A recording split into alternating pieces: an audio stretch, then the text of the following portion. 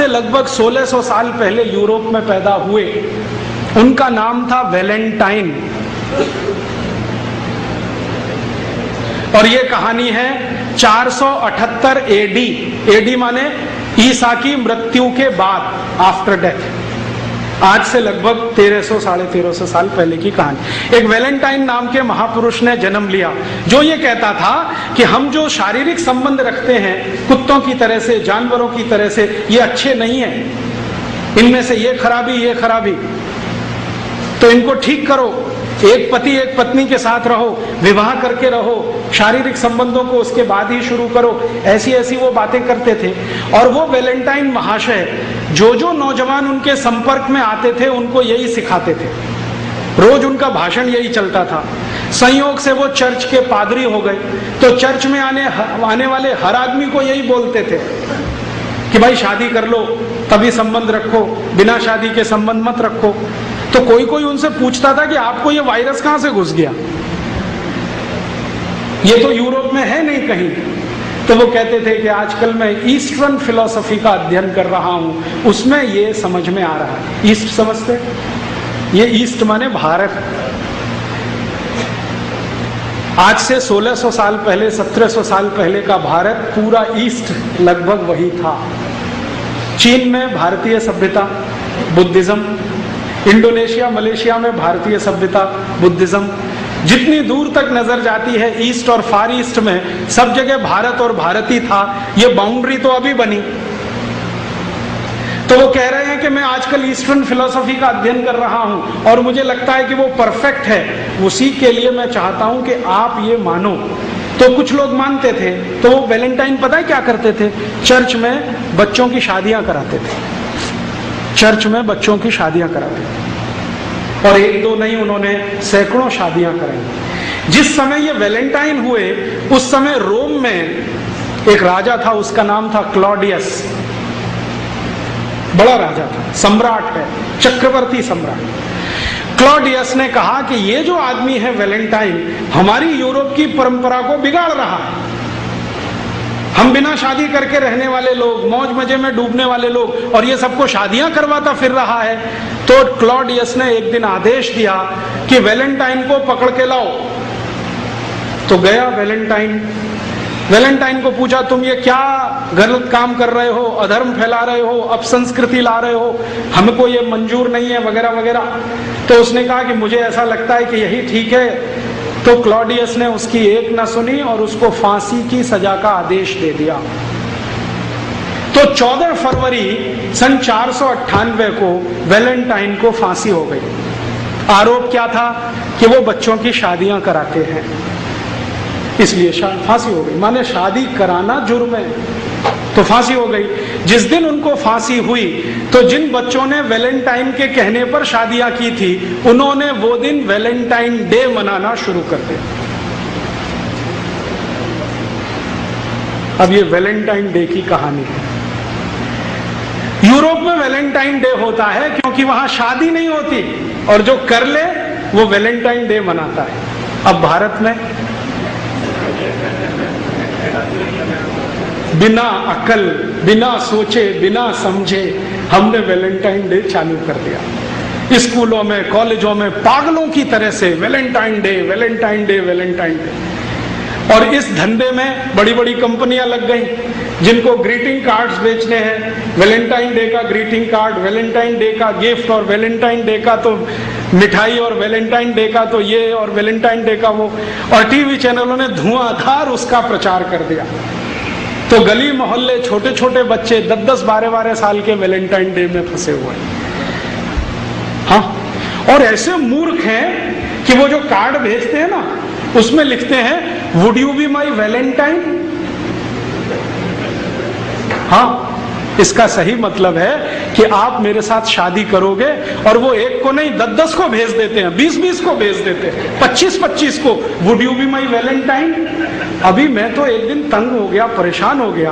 बंबई में मैं एक सज्जन के घर खाना खाने गया, तो उनके घर में एक दादाजी हैं, दादाजी 65 साल के। उनको 25 ग्रीटिंग कार्ड आए हैं, लिखा हुआ would you be my Valentine. लिखने वाले कौन है? 15-20 साल के लड़के लड़कियां वो दादाजी को वैलेंटाइन बना रहे हैं। मूर्खों को पता नहीं है कि वैलेंटाइन होता क्या है। बिना सोचे बिना समझे ये जो हम लेते हैं ना, ये ऐसा नाश करता है। तो यूरोप की तकलीफ है, वहां शादियां नहीं होती हैं। शादी कराने वाला कोई पैदा हो जाए तो उसको फांसी हो जाती है। इसलिए वो कभी कभी ऐसे लोगों को याद करने के लिए कुछ सेलिब्रेट करते हैं। हम उनकी नकल करें ये बिल्कुल जरूरी नहीं। परिवार में बच्चों को पालने की परंपरा हजारों साल से नहीं है, एक बात। और दूसरी बात एक और जिससे भी ज्यादा गंभीर है कि यूरोप के परिवारों में बच्चे किस बाप के हैं ये पता करना एकदम मुश्किल है,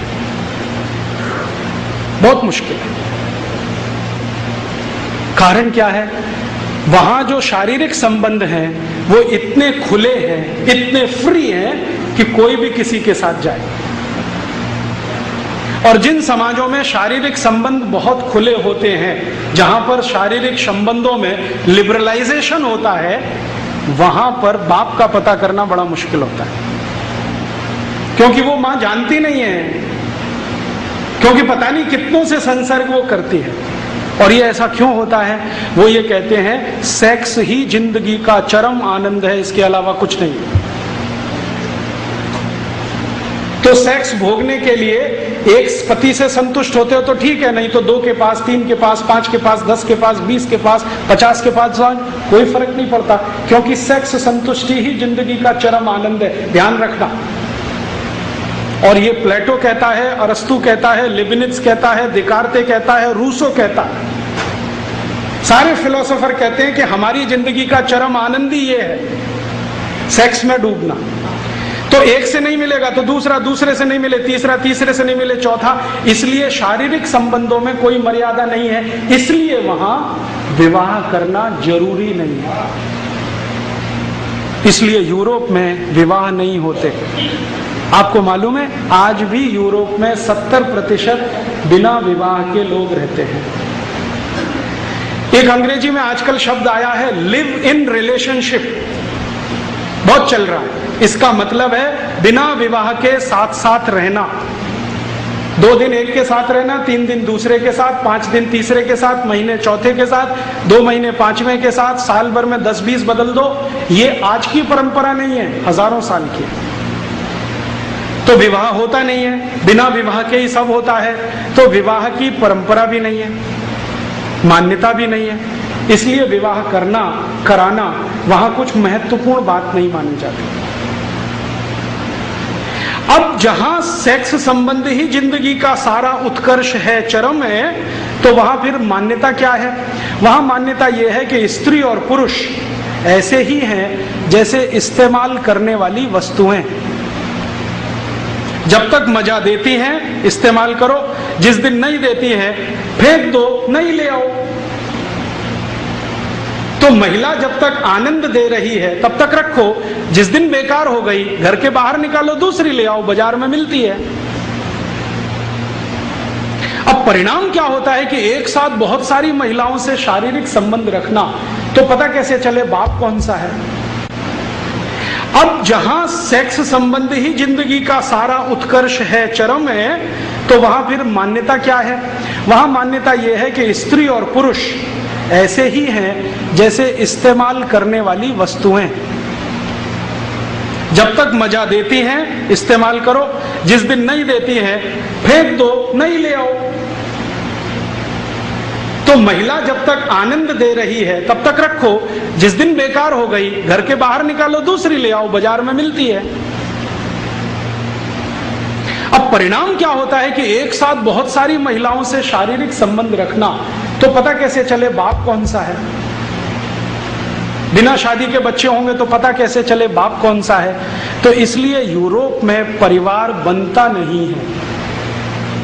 परिवार तो कुछ निश्चित बिंदु से शुरू होता है ना। परिवार तो ऐसे शुरू होता है, मेरी माँ ने कहा देख ये तेरे पिताजी हैं, बस वहीं से शुरू हुआ। वहां कोई माँ ये कह नहीं सकती कि ये तेरे पिताजी, पता ही नहीं है उसको कौन सा पिताजी है। और ये 1-2 साल नहीं रहा है, 2500 साल ये रहा है। और 2500 साल में कम ज्यादा होता रहा। आज भी 2006 में यूरोप में यही चल रहा है। मैक्सिमम लोग लिव इन रिलेशनशिप में हैं, धर्म पत्नी और पति बन के नहीं है। गर्लफ्रेंड बॉयफ्रेंड हैं, पति पत्नी नहीं, जो हमारी परिभाषा है ना पति पत्नी की नहीं। तो वहां फिर होता क्या है?